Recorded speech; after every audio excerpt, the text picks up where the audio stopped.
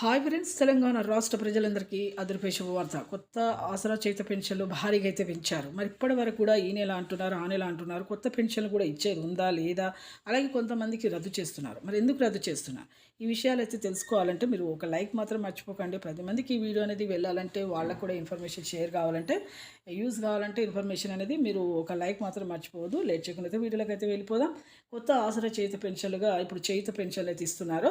పెంపు విషయంలో మాత్రం క్యాబినెట్ అసెంబ్లీ మీటింగ్లో ఎలాంటి అప్డేట్ అయితే రాలేదండి. ప్రస్తుతం అయితే ప్రతి ఒక్కరికి కూడా ఇప్పుడు ఈ ఆసరా చేత పెన్షన్లు మాత్రము ప్రతి ఒక్కరు కొత్త పెన్షన్లు అయితే మంజూరు చేస్తున్నారు. ప్రతి ఒక్కరికి కూడా రావడం జరుగుతుంది అమౌంట్ అనేది.